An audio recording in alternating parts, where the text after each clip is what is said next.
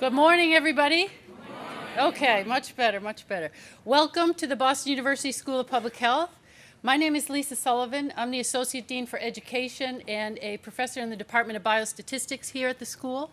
I'm actually standing in this morning for this piece for Anne-Marie Larice, who is our Director of Admissions. Some of you may have spoken to her. She unfortunately has this stomach bug that is going around, so in the interest of public health, we had her stay home. So welcome. It is such a joy to have all of you here at the school today. I have the great pleasure of serving on our school's admissions committee, and so I see all of your applications coming in, and literally you have been selected from among thousands of applicants as those with the greatest potential to make a difference in public health. So it's great to have you all here today to learn more about our school. We actually have two goals for you here today. One is for you to get a feel for what it's like to be a student at this school. So we have a day set up for you where you get to meet our faculty, other students, administrators. You'll get to sit in a classroom where you kind of get the feel for what it's like to be a student in the classroom here. And the second thing for you today is to get every question that you have answered. It's really important to us that you know exactly what we are all about here. We want you to get every single question, no matter what it is, answered by one of us. If we don't address your questions in our presentations, you'll have plenty of opportunity to ask questions. Pull any of us aside if you have things that haven't been addressed, because we absolutely want you at the end of this day to know what we are all about and to be able to make a good decision as to whether this is the right place for you. Okay? So the day is set up. So this morning we have a couple of speakers that will talk to you about the school, how we're structured, what we're all about. And then we're going to, at lunchtime, separate our students from our parents, friends, and guests. The students are going to meet with our faculty and go through a mock classroom. It's not stressful. There are no exams or anything like that. You'll just be discussing an important issue, climate change, together, and trying to get the feel for what it's like to be a student in the classroom. And several of us will take the parents, friends, and guests separately off for lunch, and we will address any questions that you may have, because oftentimes the parents, friends, and guests have different questions than do the students, and so we will address those separately. And then after lunch, we'll have several sessions where you'll get to meet with people from our housing office, financial aid, you get to meet with current students, alumni, and again, another opportunity for you to ask questions, hear from people what their experiences were like, so you can make your best decision. And then we'll all reconvene back in this room later this afternoon for a nice reception. So hope to get to see and meet each and every one of you through the course of the day. All right, so we'll kick off the morning first with our dean. It is my great pleasure to introduce our dean, Sandro Galea. He is the Robert Knox Professor and Dean of the Boston University School of Public Health. Before coming to Boston University, Dean Galea was the Gelman Professor and Chair of the Department of Epidemiology at Columbia's Mailman School of Public Health. He was named one of Time Magazine's epidemiology innovators and has been listed by Thomson Reuters as one of the world's most influential scientific minds. In his latest book, Healthier, 50 Thoughts on the Foundations of Population Health, it has been called the book everyone in health should read by Fortune magazine. Dean Galea has published more than 800 scientific articles, 50 book chapters, and 13 books. His forthcoming book, Well, What We Need to Talk About When We Talk About Health, will be published by Oxford University Press in May of this year. He has contributed to a number of leading publications, including the Boston Globe, Harvard Business Review, the New York Times, Wired, Time, and Fortune magazine, among many others. Dean Galea serves as the chair-elect of the board of the Association of Schools and Programs of Public Health. He is a past president of the Society of Epidemiologic Research, an elected member of the National Academy of Medicine, and of the American Epidemiologic Society. He has received Lifetime Achievement Awards for his research on mental health, trauma, veterans' health, and the social determinants of health. It is my great pleasure to introduce Dean Sandro Galea.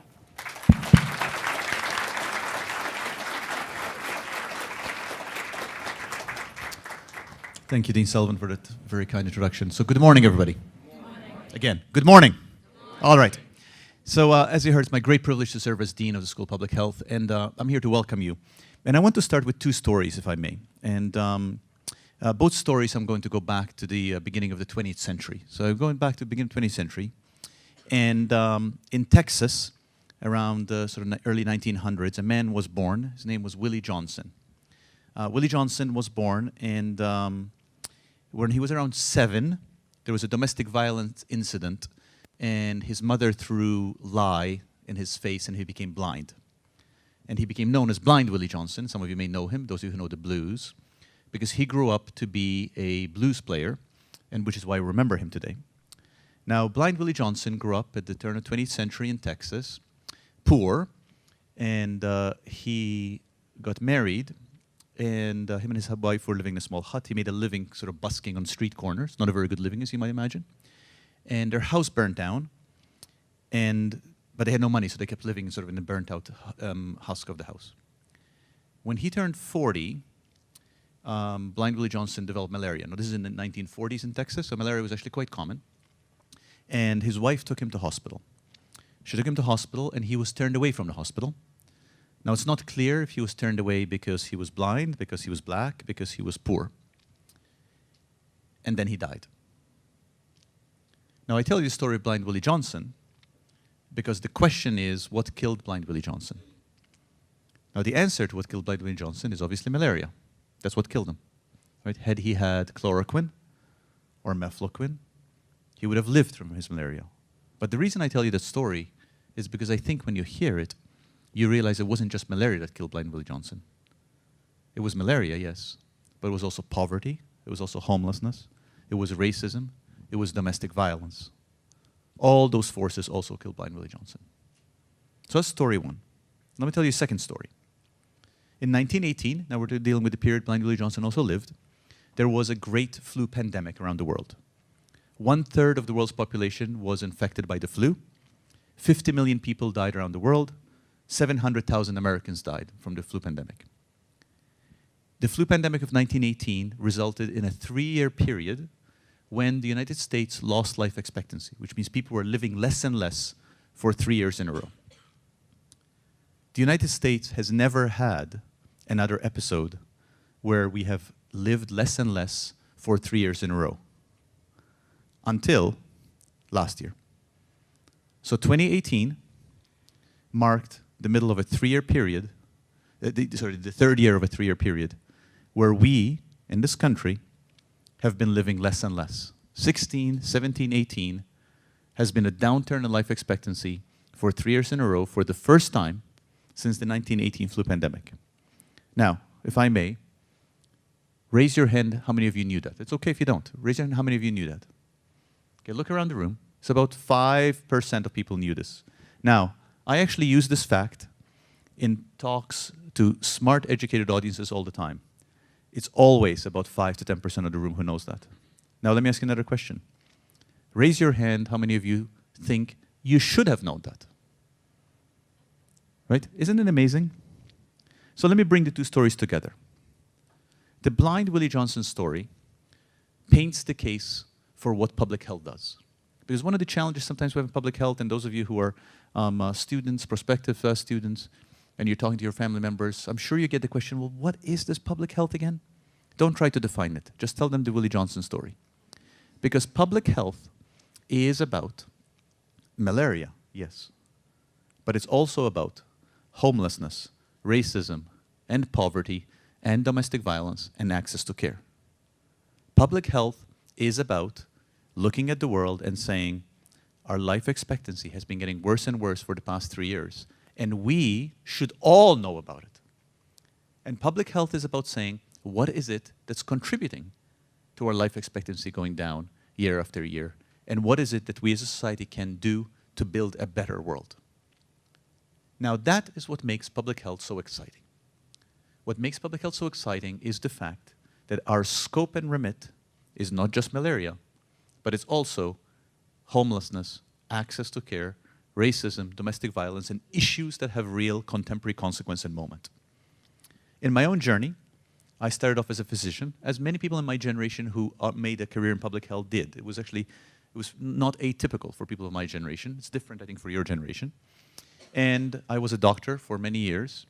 And then I shifted to public health. Why did I shift to public health? Because I was actually tired and dissatisfied of dealing only with the malaria.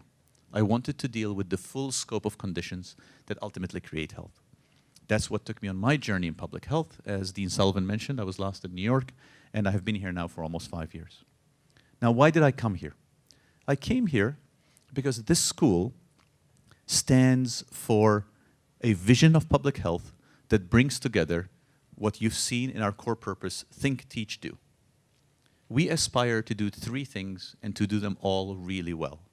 We aspire to generate scholarship, we aspire to teach our students, and we aspire to be part of the world that makes change happen so we can create a better world. You are this morning going to hear from Dean Sullivan, who you already heard from, who is the dean who is in charge of the teach part of our think, teach, do. From Dean McLean, who's the dean in charge of the think part of our think, teach, do. And from Dean Cox, who is the dean in charge of the do part of our think, teach, do.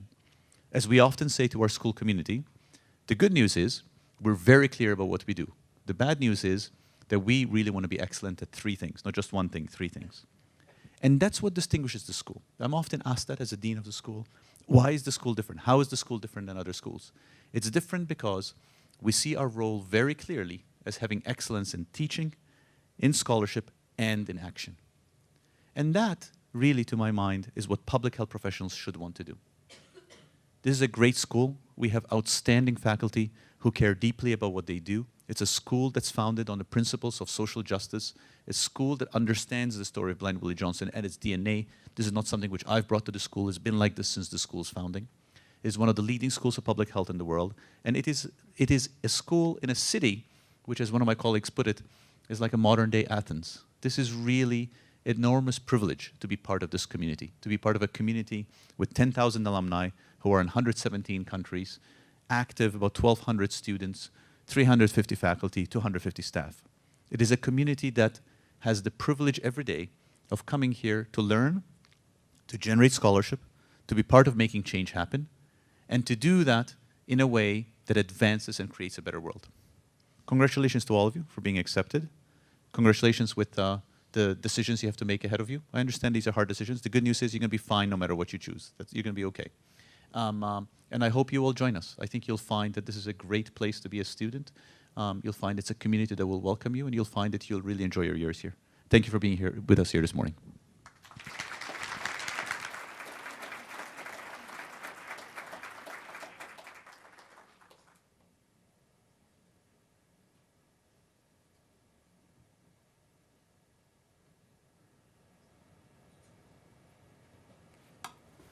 Okay, I'm back, but this time in my role, I am the Associate Dean for Education. So what I would like to do is talk to you about our educational programs here at the Boston University School of Public Health. So our educational mission is to provide you with the knowledge, skills, and confidence to go out and practice public health. Our approach for every degree program is to ensure that you have a strong foundation in the knowledge and skills that are required for 21st century public health professionals. You will all choose different specializations within your different degree programs. These have been specifically designed to meet the needs of the field. And you will all also have opportunities for professional development and practical experience. When you finish your program, you'll have the skills and the confidence to go out and do the work that needs to be done. You are in the right place at the right time. The healthcare sector is expected to be the largest source of job growth in the next few years. The Association of Schools and Programs of Public Health estimates needing another 250,000 public health workers by 2020, which is exactly the time that you will be graduating from this program. And there are shortages in lots of different sectors that need your expertise.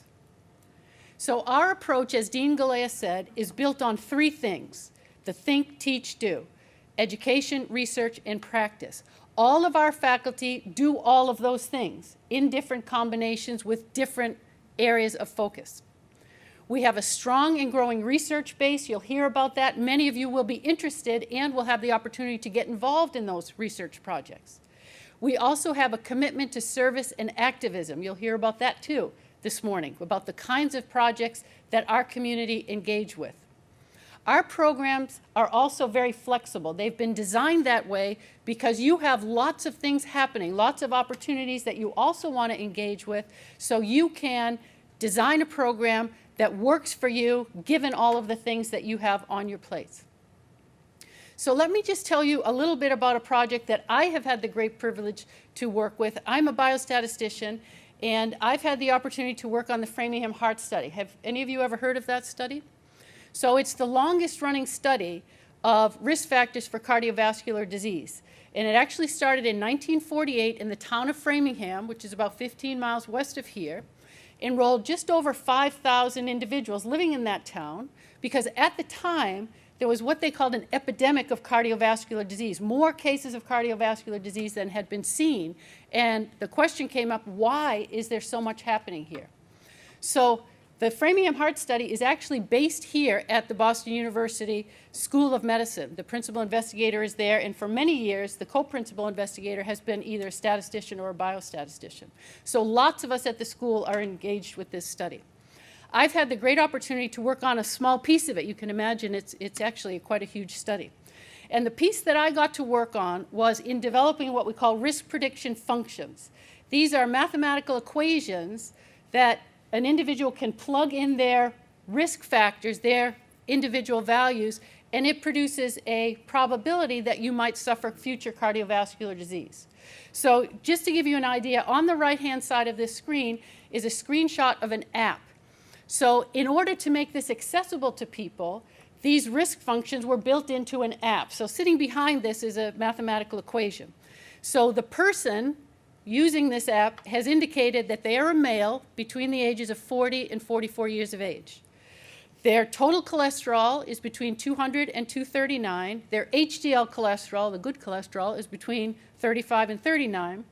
Their systolic blood pressure is between 140 and 149. They are not on treatment for hypertension.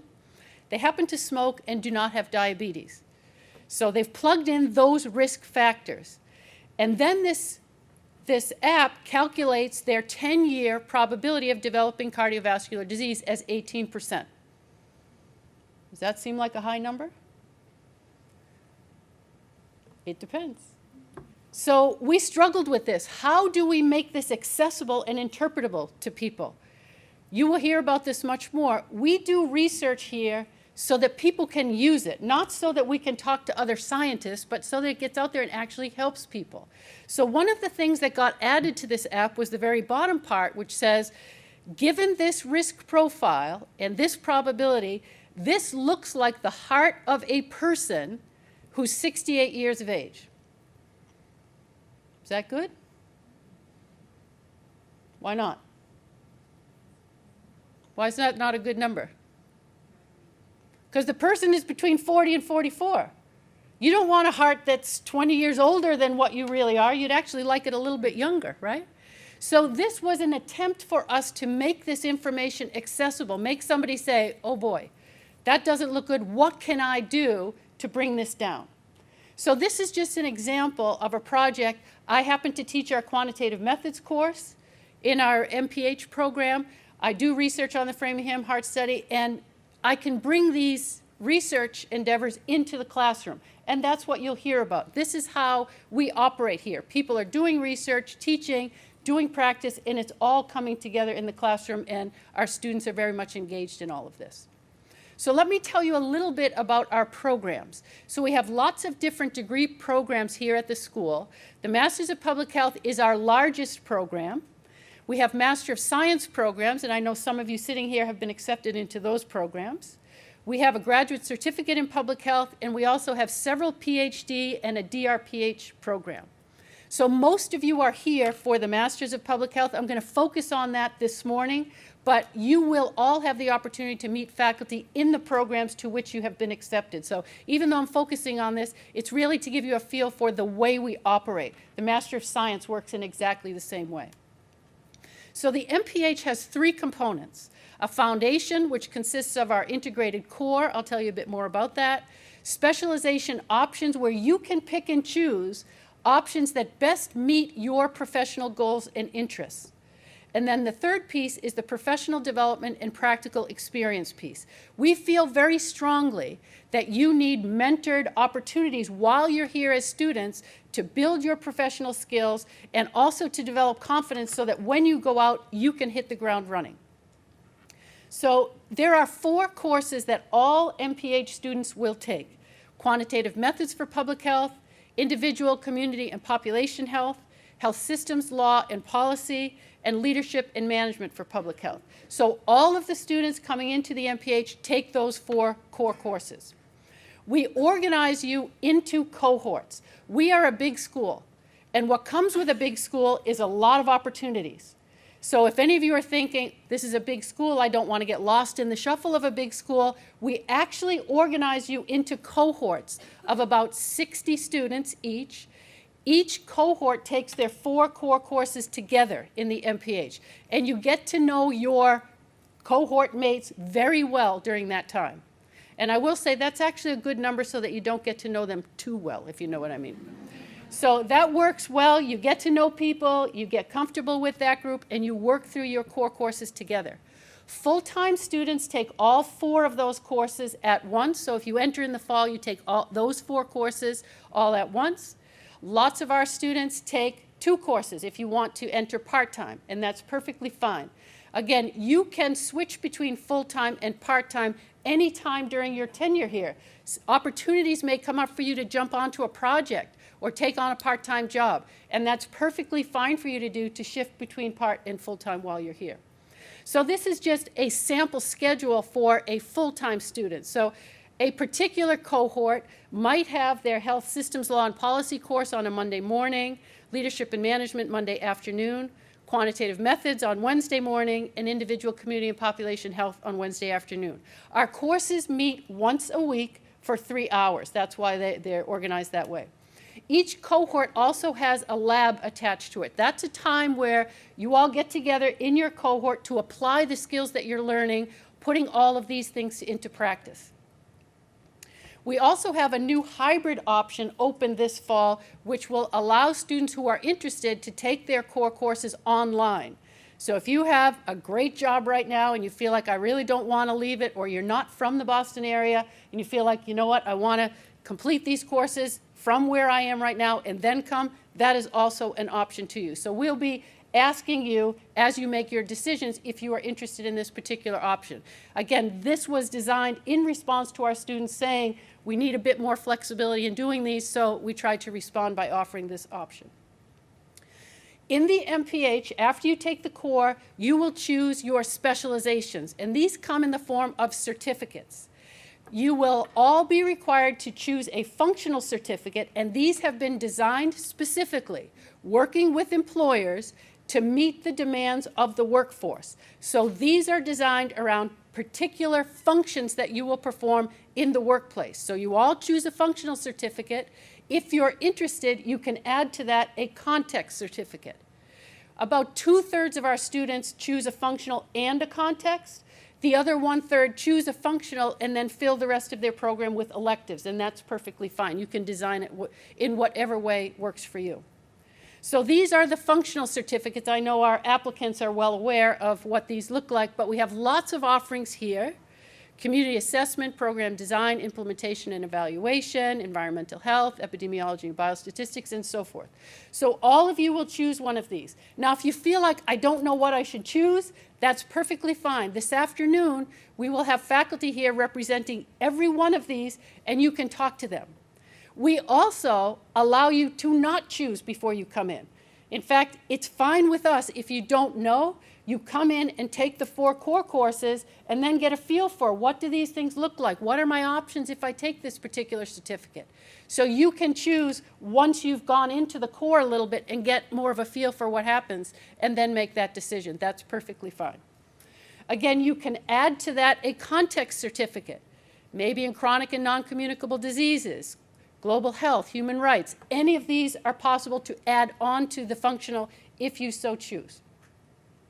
Just to give you an idea of how our current students have selected, this may work for you too.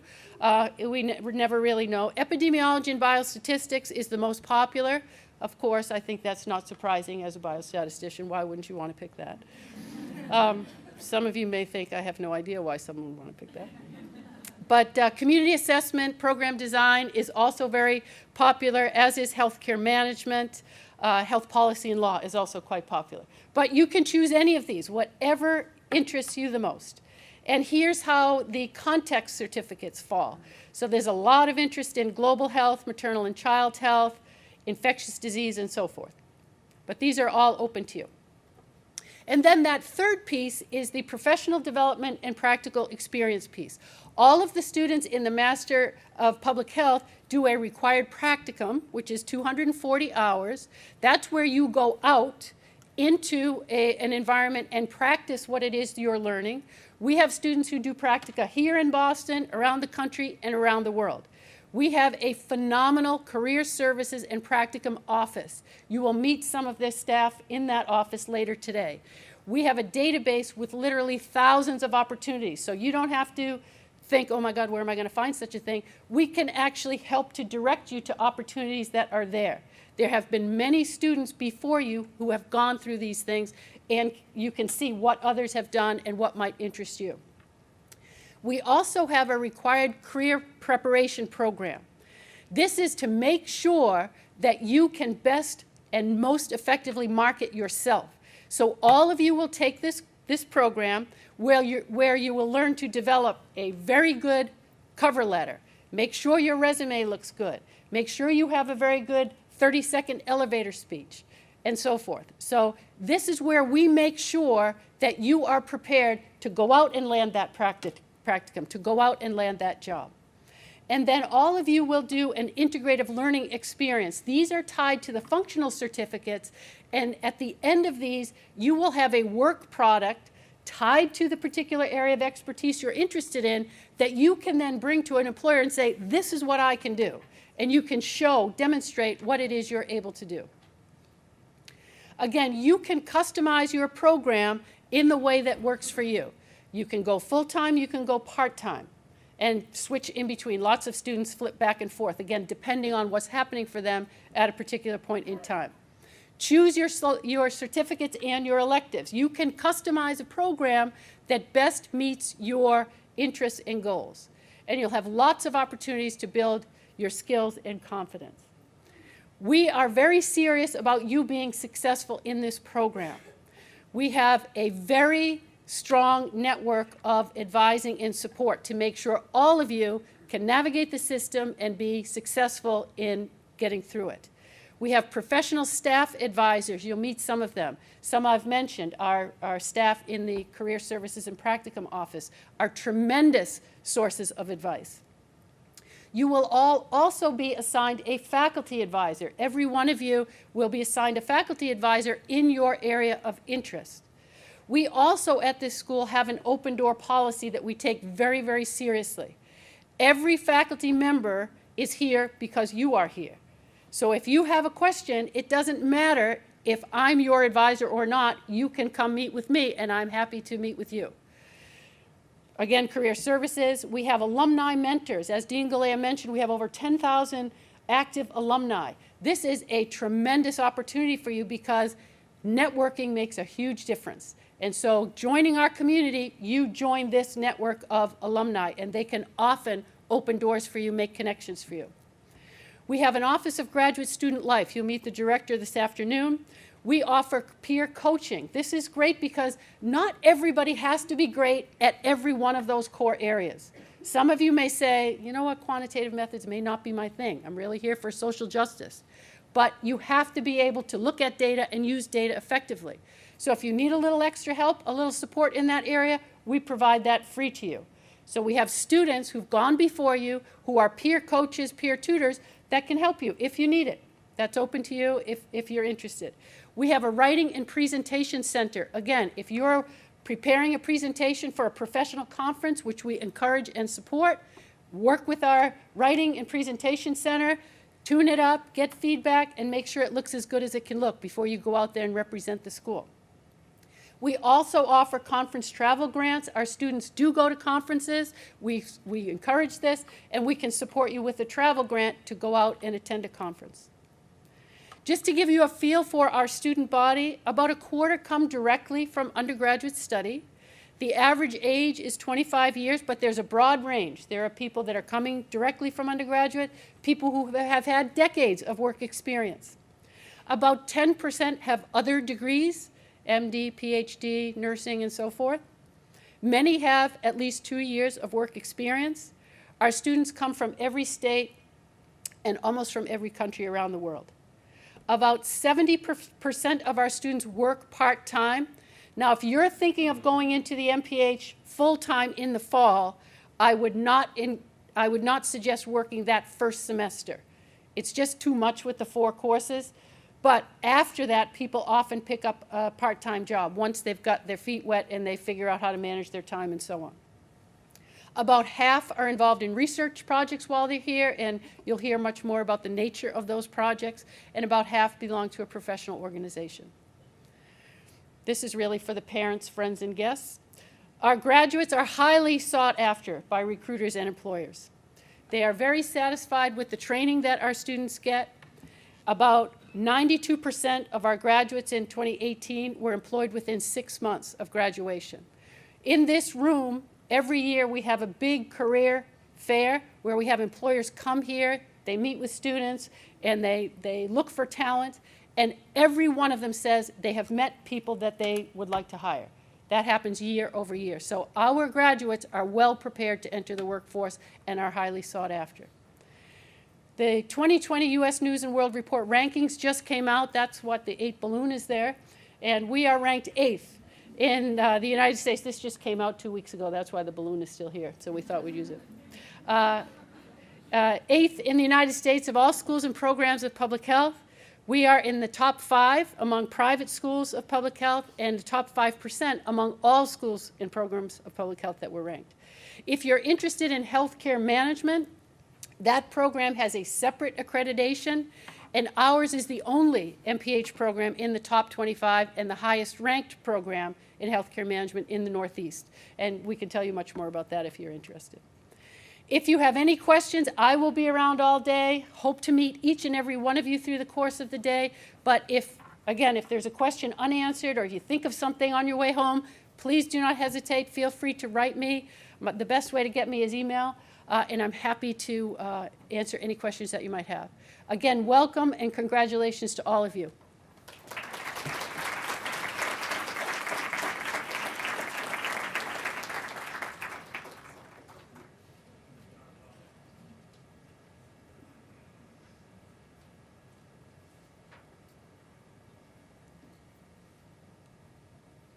Good morning, everyone, and welcome to Boston University. My name is Mike McLean. I'm the Associate Dean for Research and Faculty at the school. And congratulations again on your acceptance. This is really a great achievement. We know that you've worked hard to get to this point. You know, we've enjoyed learning about you from your applications, and this is an exciting day for us where we get to, if we haven't already, we get to meet you in person, and you get to learn more about us. So, you know, I hope you've taken time to celebrate and feel proud about this accomplishment. So I realize that many of you are not, you're not coming to us because you're interested in being trained as a researcher, becoming a researcher. Maybe you're not really interested in engaging in research while you're here. If you are, there's plenty of opportunity.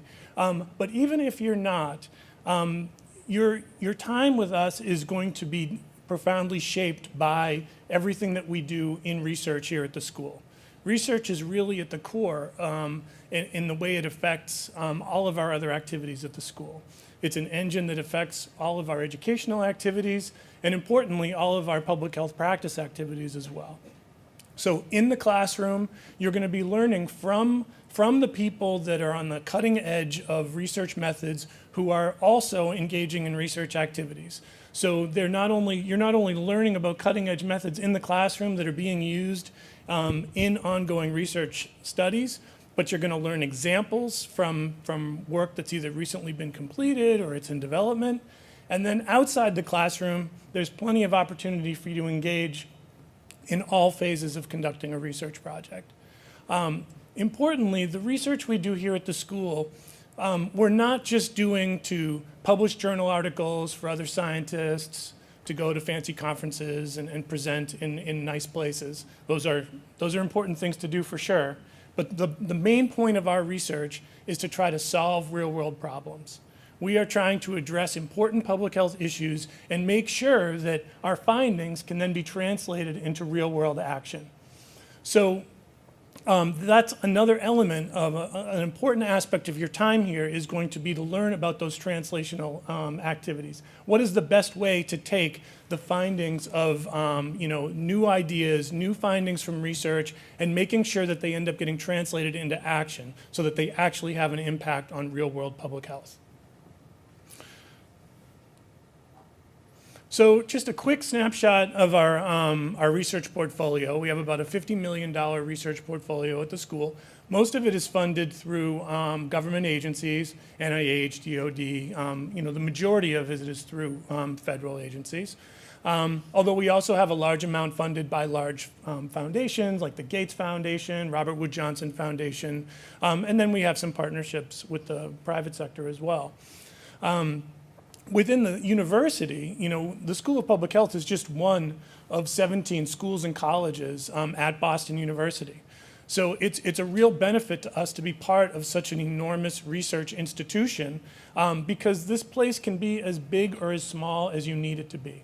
What I really love about our environment here at the school is, as students in our community, it can be a very small, supportive place where you're maybe working closely with your advisor or within your concentration or within a particular department, maybe even within our school in that beautiful building across the courtyard. But then when you need it to be, when you need more resources, it can expand out to be one of the largest private universities in the country. With our research portfolio at the university is close to $500 million. It's, I think, $490 million. And the resources that we have available to support everything that you want to do here are really extraordinary. So I love that this place can sort of expand or contract to the extent that you need it to, depending on what it is that you're interested in doing.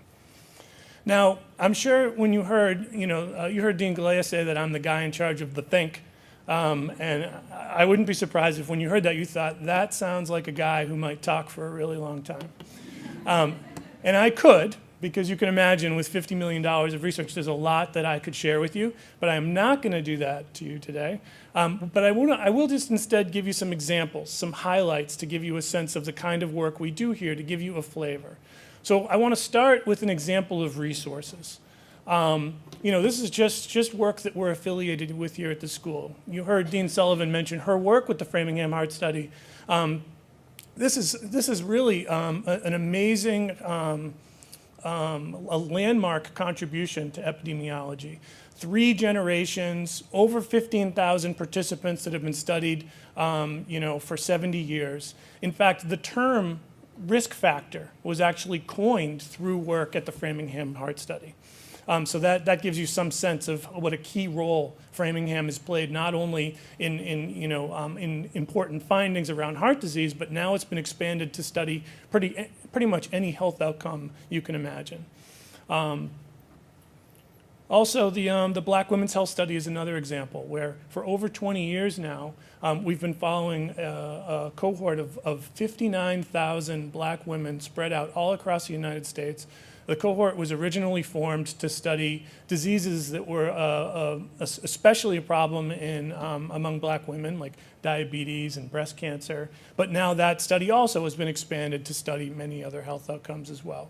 They get studied every 2 years, for over 20 years now, and that continues with a huge archive of biological samples and a wealth of data that continues to get used as a resource to study, emerging outcomes as well. And then finally, an example from my own work. My background is in environmental health. I study environmental and occupational exposures. And the Superfund Research Program has also been in place for over 20 years. And that's a program that's designed around studying the kinds of hazardous chemicals that are found at hazardous waste sites, to look at what the potential health effects are of studying, of being exposed to those chemicals, and also, importantly, trying to figure out how to either reduce or eliminate exposures to those types of chemicals. So these are examples of resources. I wanted to give you some particular examples of projects, and as I've said, you can imagine there's a lot to choose from. So in trying to come up with ways to share it with you, I thought I'd share some headlines with you. Maybe these are studies that you've actually already seen because they were captured in the media, and we don't care a lot about that aspect of it, being caught up in the media, but what's important to us is when it does show up in the headlines, that means we're doing work that it matters to our communities, it matters to populations. If I do a bunch of science and no one cares, that leads me to start wondering whether I'm studying the right things, right? But when we see our work showing up in headlines, it's at least one indication that we're on the right track, that we're doing important, impactful work. So here's an example. This is work that was done by Professor Bohr in the Department of Global Health. And everyone knows that there was a somewhat surprising result in the last election, and there's been speculation about to what extent socioeconomic factors may have played a role in that surprising result. And so what Professor Bohr did is he looked at all of the counties across the United States. And in general, life expectancy has been increasing over time. But what he did was he looked at the trend of life expectancy in all of these different counties. And there were some where life expectancy has been increasing as we would expect and we see on average. But there are other counties where it has either stayed the same or there's actually been declines in life expectancy. And so if you divide the counties up into those two groups, you find that the areas where people's health has been gradually improving over time tended to vote for Clinton. And the counties where it's either stayed the same or declined tended to vote for Trump. And that provides some insight about what the mindset of people living in those places might have had when they went to the voting booth. If you are looking around you and we think generally like, is my life getting better, right? Or is my life getting easier? Is my life getting better? And you look around and you see that while the rest of the country's life expectancy is increasing, and where you live, you're not seeing that. You're actually seeing increasing problems and declining health. You can see how that might affect someone's choice when they go to the voting booth. He may not be the answer, but something's got to change, right? And I think that's what we may have seen some of. As another example, we do a lot of work on addiction and in particular the opioid epidemic. Professor White in the Department of Biostatistics focuses on health surveillance. And she found, it was previously estimated that around 1% of Massachusetts population was suffering from opioid addiction. And what she found is actually closer to 5%. You can see she was looking at data from 2015.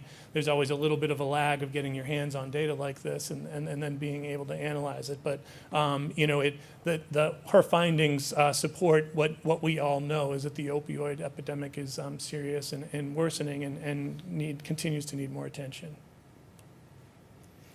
Professor Siegel in our Department of Community Health Sciences, he's someone whose name you may have seen quite a bit. Around this issue of gun control as a public health issue. He's really been one of the leading voices on this subject. And he, again, looked at gun ownership by state and also to see how that might be related to suicide rates. And there's a common narrative where people will say, well, if it wasn't a gun, it would have been something else, that it's not because of the guns that we're seeing, the suicides. But what he actually found is that gun ownership was the single largest predictor of the suicide rate, which suggests that the actual availability of firearms is leading to an increase in the number of suicides. It's not just a substitute for maybe some other means. And then finally, sometimes I see some of my own work appear in the media. I'm involved with the group here at BU that studies head impacts and chronic traumatic encephalopathy among NFL players and other populations. For me, I'm involved in that because, like I said, I study exposures. And this is really, most of the time we're studying chemical exposures, but this is an example of physical exposures, having repetitive impacts to the head or even to the body, which can end up having a negative impact on the brain. And you may have seen this in the news. The New York Times picked it up, where we looked at the pathology of 111 former NFL players and found that 110 of that group actually had CTE, which is really alarming, of course. And so our group has done a lot of work on this, and you've probably seen the BU group's name in the media, sometimes getting yelled at by the NFL. But most of the time, moving this work forward. This always reminds me of my most memorable occasion of surprisingly seeing my own work show up in the media. We had just published a paper on former NFL players, and we looked at the age at which they started playing football. And we looked at players that had started before the age of 12 compared to after the age of 12. And so when we evaluated these players later in life, we found that the players who started playing before the age of 12 had much worse cognitive function later in life compared to those who started after the age of 12. We looked at it that way because age of 12 is an important age for brain development. And I'll mention another benefit of doing that is that it's a very simple analysis, but it speaks to the question that people want answers to, right? Parents want to know, is it safe for my kid to play particular contact sports, right? And this gets at answering that question. So in my mind, this is an example of how we're trying to do work that has a real world impact, right? This is work that somebody can pick up and read, and it helps them make decisions, where if we used fancy metrics that were harder to interpret, that wouldn't be as meaningful to non-science populations. But anyway, we published this paper, and one morning I plopped down to watch SportsCenter, and Outside the Lines was on, and I don't know if you've ever seen Outside the Lines. It's basically 60 minutes of sports, right? It's like the 60 minutes equivalent in the sports world. And I had my coffee, I turned it on, and there at the beginning of Outside the Lines is my name scrolling across the screen. And so, the first thing that happens is I threw up in my mouth a little bit. And then, of course, the second thing was I called into the next room to my wife. I'm like, honey, I'm on ESPN. Which, I don't know if you can tell by looking at me, but I'm a scientist. So that was pretty much my only shot of having my name scroll across the screen on ESPN. But again, I share this with you because for us, it's an important sign that our work is having an impact, on real-world population health. So what does all of this mean for you? What it means is, even if you choose not to directly engage in research, you're going to be learning cutting-edge methods in the classroom. You heard our Dean of Education talks about the research she's involved in. I'm the Dean of Research, but I'm teaching students in the classroom. I'm mentoring our doctoral students. So on the research side, I'm involved in education. On the education side, she's involved in research. It's all very closely tied together.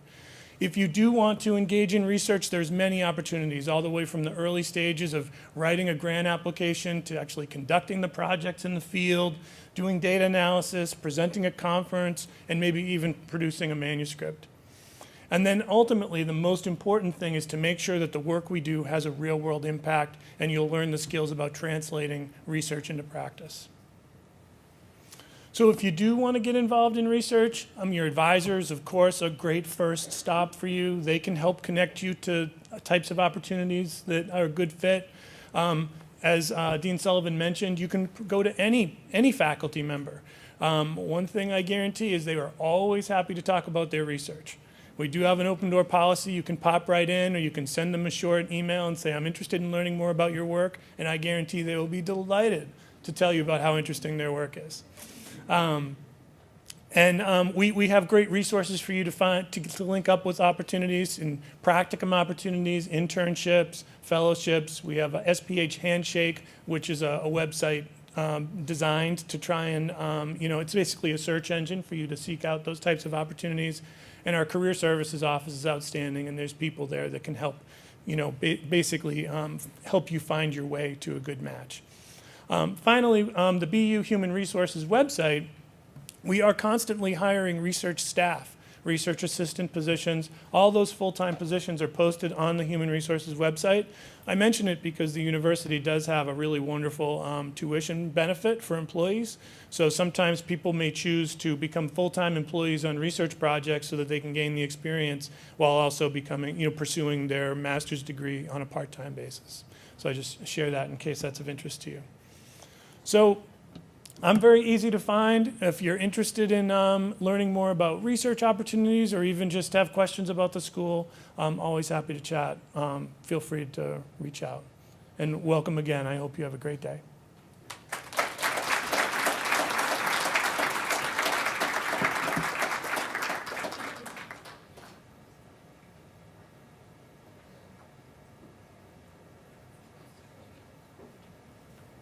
Good morning, everyone. My name is G. Marie Bonifilio, and I'm here on behalf of the Development and Alumni Relations Department. So as Dean Galea and Dean Sullivan had mentioned, we have almost 10,000 alumni globally, so it's a really active network that you can connect with fellow SPHers globally. In addition to that, you're part of the Boston University Network. Boston University has over 330,000 alumni globally as well. So you're not only part of the SPH community, you're part of the BU community.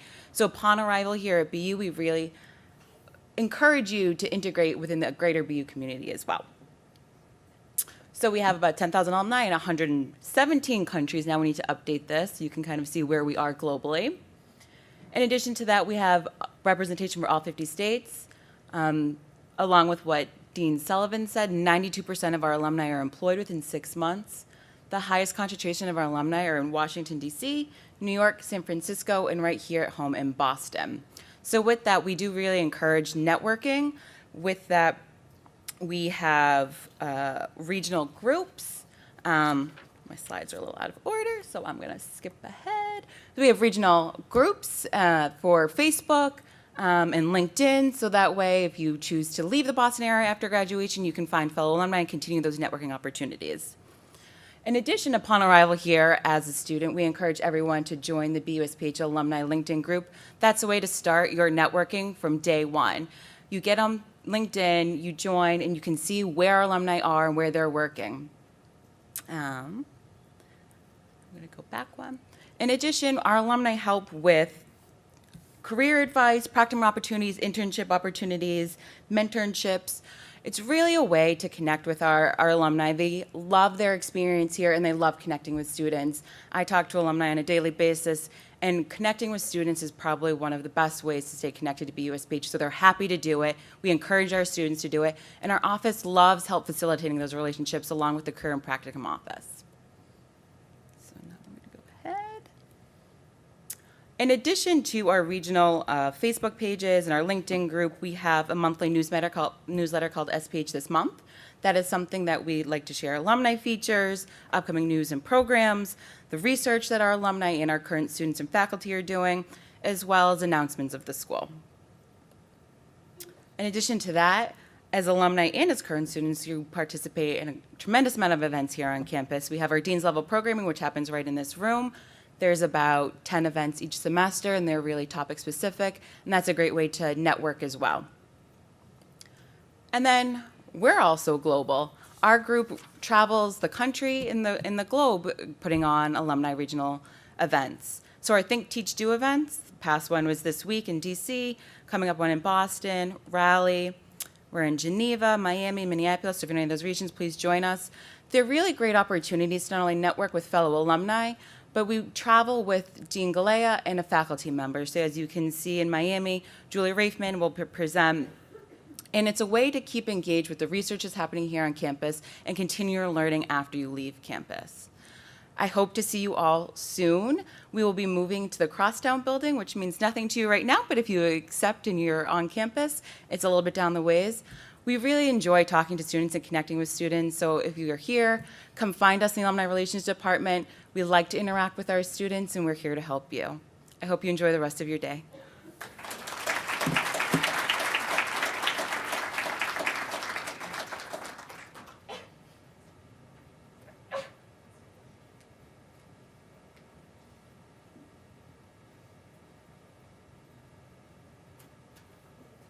Good morning, everybody. I'm Harold Cox. I'm the Associate Dean for Public Health Practice. So the most important question of today, what do we imagine that is? Who's here from Texas? That's the most important question of the day. All right, so let's see those hands again. A lot of y'all. Good, where? My mother. Do you know her? I'll give you her number. Where from? Okay. Who else? You're with her. Okay, got it. Houston, y'all know each other? Get to know each other. I'll give you both my mother's number so you can go and talk to her. And who's here? Well, the rest of y'all too. So I'm glad that you are all here today. Welcome to our school. Now I have another important question. Who here wants to make a difference in the world? Okay, good. Who wants to have a succeeding and a wonderful career? Good. Who here wants to be rich? I see a few parents raising their hands. So I can't do anything about the last question. But if you want to be in an environment and in a career that's going to make a difference in the world, where you are going to be on the front line of doing something important for others, then that's public health. Public health is that discipline that involves all of us and every aspect of our lives every day. When you get up in the morning and you take that very first breath of fresh air, there's usually been some person there, not literally, but kind of around, who was regulating the air and ensuring that the air quality was going to be good. When you take that first drink of water in the morning, there's someone who has been around to ensure that the water is going to be safe. When you go to McDonald's and have that, and I don't know where the vegans go. I just can't understand that at all. But when the rest of you go to wherever you go in the morning for that first egg McMuffin or whatever it is that you have, there's been somebody around who is going to ensure that the food that you're eating is safe and of a good quality. That's what public health is about. When you go to work during the day, there's going to be someone who is around to ensure that people have been properly immunized so that you will lessen your chance of getting rubella, measles, and mumps. When you go at the end of the day to your massage parlors and to your tattoo places, there's going to be somebody there who is ensuring that you are not going to come in contact with some blood-borne pathogen. And then throughout the day, there are people who are on the front line helping us to think about how do we make certain that we live a healthy life, ensuring that you are getting enough water, getting enough exercise, wearing seat belts, wearing condoms, and other kinds of things. And then in addition to that, there's those individuals who are thinking about issues around gun violence and climate change and a variety of other kinds of things that impact all of our lives. Public health is that discipline that will allow you to be on the front line, to be involved in the lives of people at many different levels. So if you want a career where you're going to be on the front line, it's public health. And then if you want to go to a place where health is the primary thing that we do, it's Boston. This is the premier place for coming and learning about health. I promise you that there's somebody at this school and even at that other place down the way whose name we don't call, the one that begins with H. We never say it aloud in this place. I'm not allowed to say their name at this place.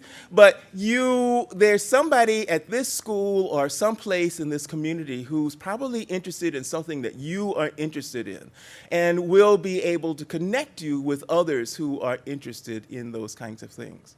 And then finally, if you want to come to a place where we are on the front line thinking about teaching about public health, it's Boston University. We are smart, we are engaging, we are fun, usually, and we are wanting to make this the kind of place for learning about public health, being involved in public health, and doing research about public health.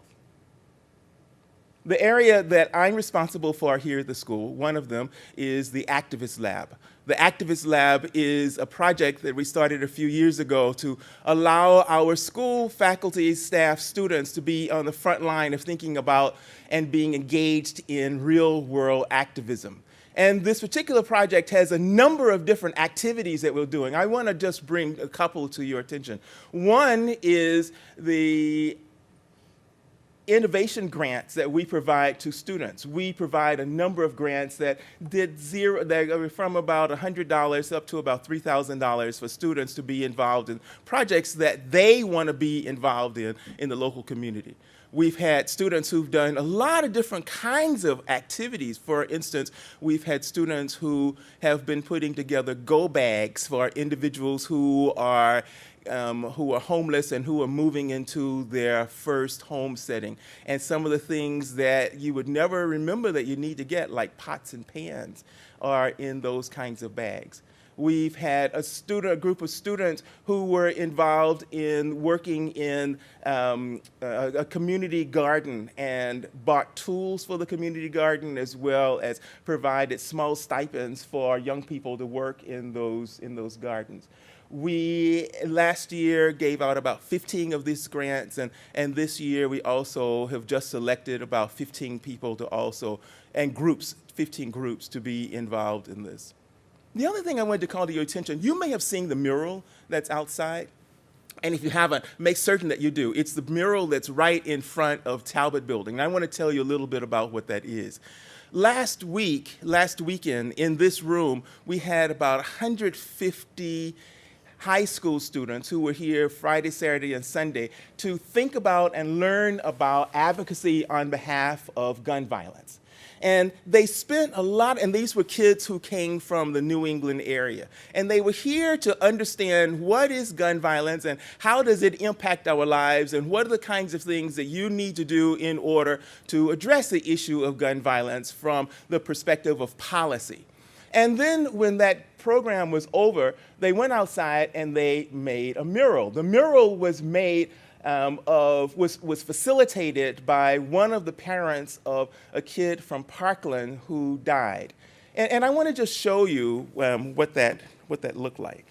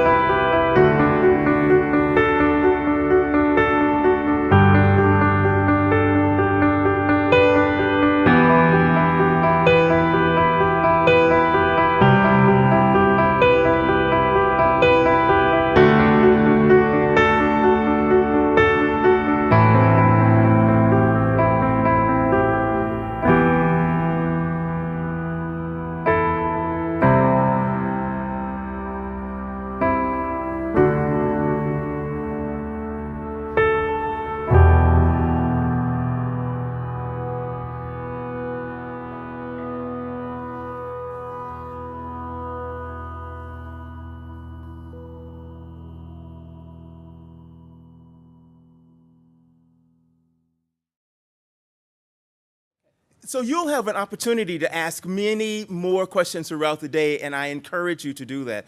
One of the things that we want you to do now is to have an opportunity to understand a little more of what happens in our classroom and to be on the front line of addressing some of the important issues of the day. And the issue that we want to think about today is about climate change. So we are going to ask you to actually think about how would you address that particular particular issue. And you are going to be assigned to a number of different groups. Parents and family, friends, others who are with you will come with a few others of us, and we will answer your questions as well. To get us started on this particular discussion is Professor Jean Van Seventer. Professor Van Seventer is a professor in the Environmental Health Department, and she's going to give us an introduction to climate change and get us rolling on this particular issue. Thanks, Jean. Hi, so I'm Jean Van Seventer, and I'm a professor, faculty member in the Department of Environmental Health and also director of the Infectious Disease Certificate. And what I'm here today to do is to give you some background about a lunchtime case study that you're going to be doing, in which you will work to formulate a public health preparedness plan that would be implemented in the event that a Hurricane Sandy, Marie, Harvey type storm hit Boston. Why are we having you do this? It's not to torment you or to keep you from having a relaxing lunch. Rather, I think you'll really find it an enlightening and fun case. What we want to do is to first give you a feel for what it's like to be in the classroom here, where active learning as opposed to lecturing is a core pedagogical principle. Another reason is that by working through the case, you'll come to appreciate that solving very large and complex public health problems like climate change requires the collaboration and integration of expertise from a wide sphere of professionals, both public health professionals and non-health professionals, as well as partnerships between stakeholders from many sectors, such as law enforcement, government, private industry, and very importantly, from community members. The case will make evident to you that applying skills that you will learn in various functional certificates, such as the EpiBiostat certificate and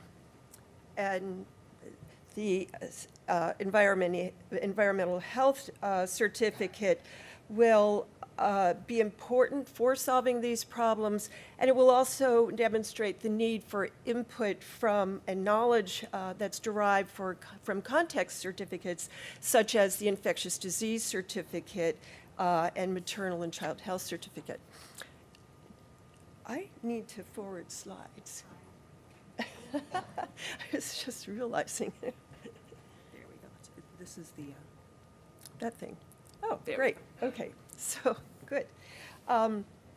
Lastly, the topic of climate change is thought by many to be the most important public health problem of the 21st century.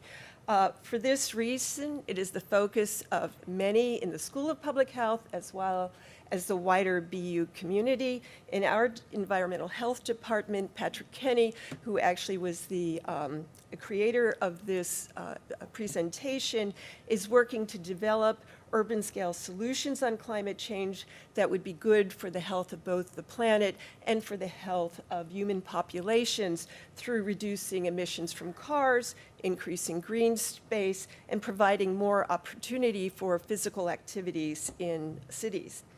Now, to give you a background for this case study, and I'm going to review the connectedness between climate change and health, and then talk about what you'll be doing in the individual classrooms. Climate change, as I said, is thought by many to be the most important problem of the 21st century. In the US, it's still a controversial issue to some. There are a number of reasons for that. One is it's a complicated subject. The climate system is complex and it has many drivers. Another is that for many, there's a lot of reasons to ignore the impact of climate change. Why? Because it's in the future, they think. It's not. You probably realize by events just in the last week.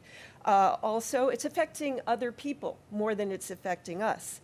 And some have an invested interest in keeping the subject confusing and keeping controversy alive.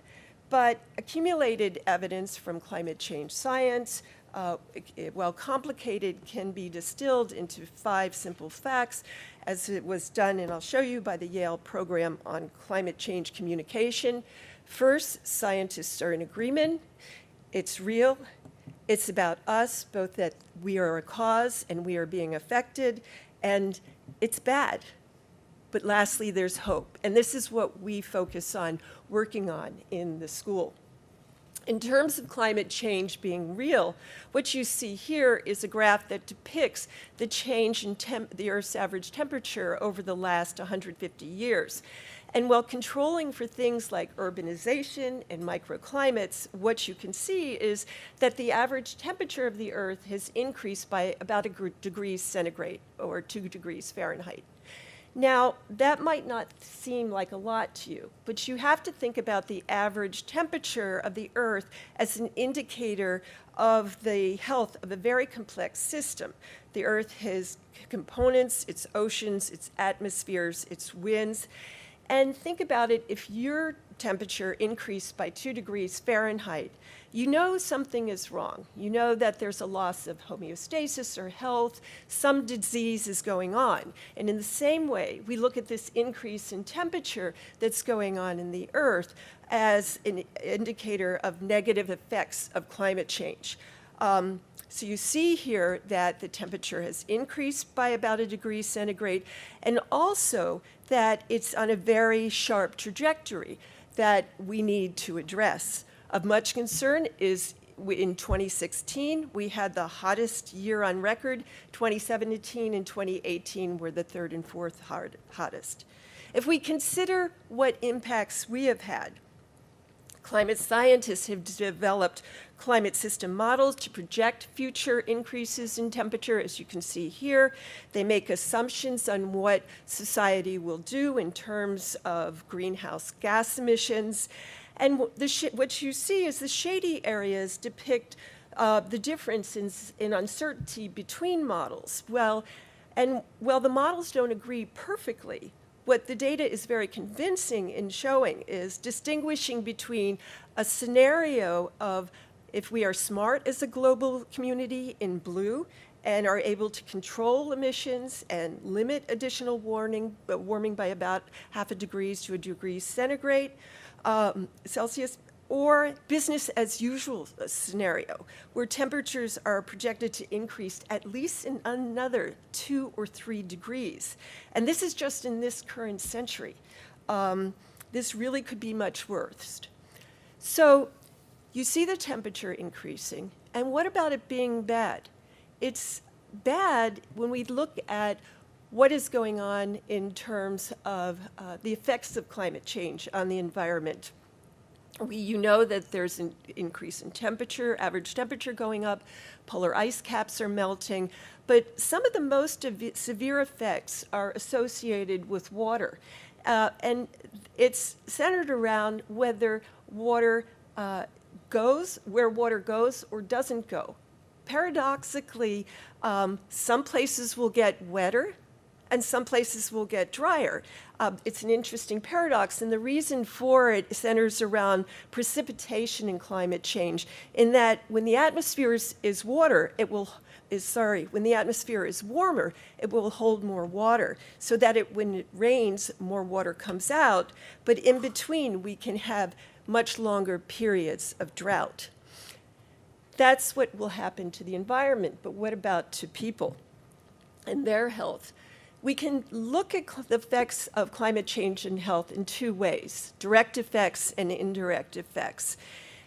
If we think about the impacts on the environment and then on health, one of the most direct ways is for a big storm to hit a coastal city, resulting in flooding and destruction. We've heard about that in these recent hurricanes. We've also heard about the direct effects of heat waves that kill individuals.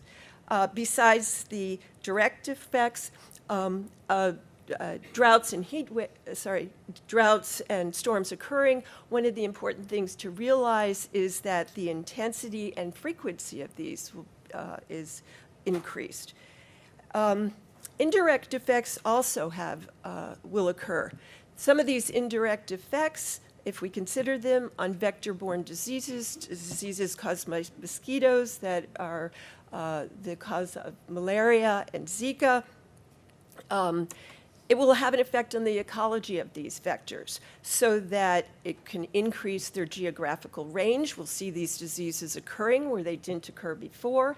And also, it can increase the competency of these vectors to transmit the disease, meaning even where the diseases are occurring, there's going to be an increased incident.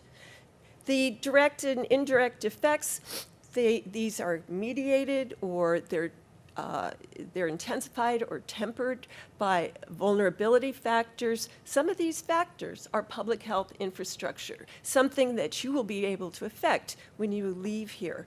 And I just show you and have mentioned some of the things that can happen, have effects on infectious diseases, respiratory diseases, and things that you might not think of, like mental health.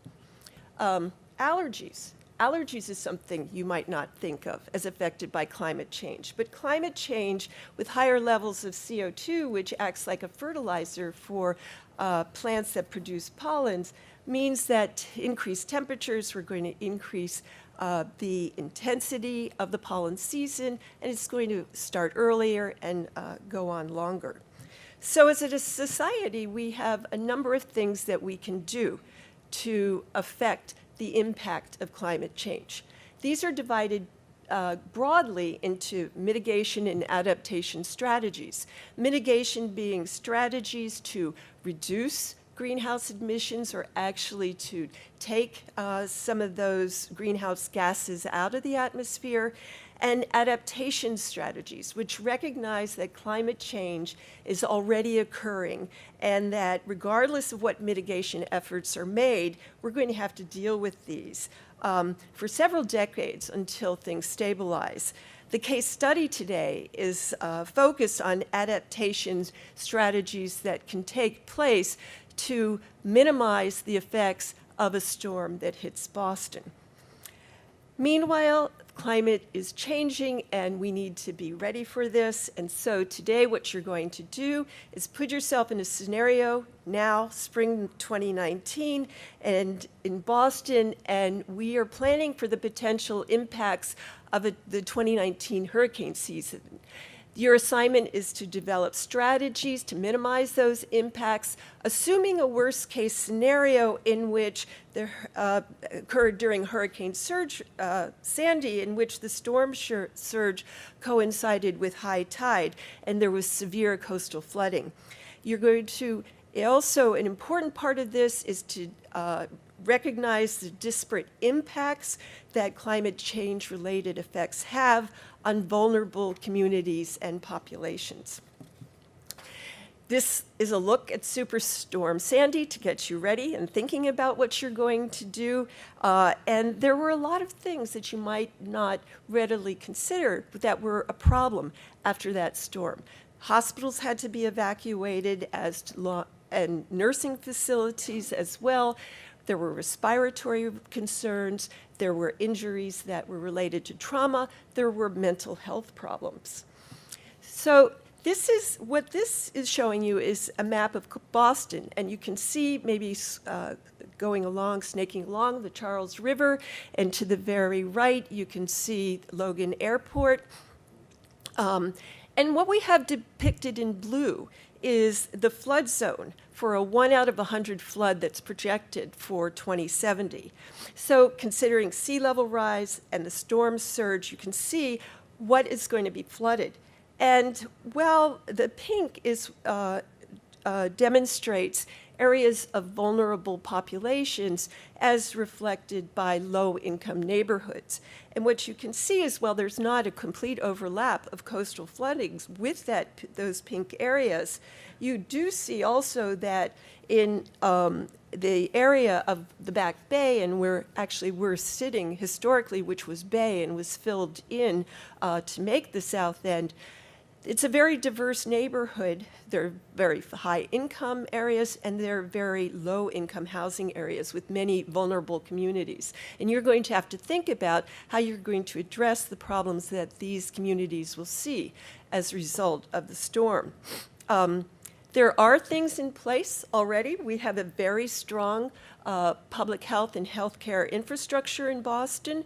The Public Health Commission employs about 1,100 individuals, and they provide essential services for homeless shelters, environmental health services, infectious disease bureau.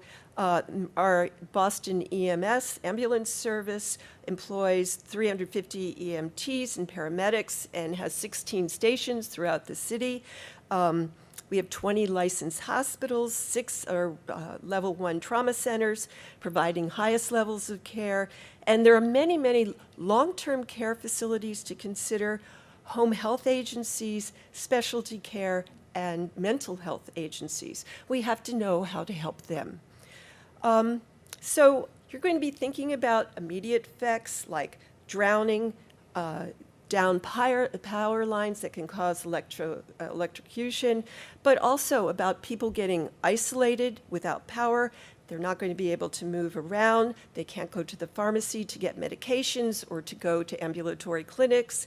You'll need to think about loss of access to clean water and food and what contamination there might be due to toxic chemicals or infectious agents. Over the long term, you have to think about the displacement and where people who are living in shelters might live and the mental health effects, which can be very prominent after a storm like this. This is just to show you, Boston has something called the Medical Intelligence Center, the MIC, which is mobilized during emergencies. This depicts mobilization that took place during the Boston Marathon bombings. It's a fairly well-developed infrastructure, and it integrates well with Boston City law enforcement agencies. So the case study, we have it here. There are going to be 3 focus areas for you to consider.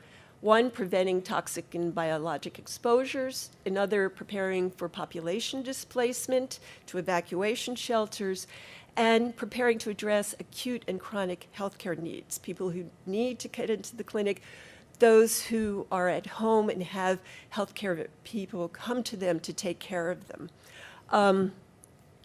In each of these, you're going to think of the significant issues that need to be addressed, identify the vulnerable target populations that will be served by addressing the issues, develop the strategy that's needed, and also identify the parties that are responsible for carrying out each part of this preparedness plan. So it is a lot of fun. It really is. We've done this a number of times, and it's also a way for you to get to know some of us. You'll be having faculty that will be facilitating each of these sessions, and I hope you enjoy it. Thank you. We're going to now start.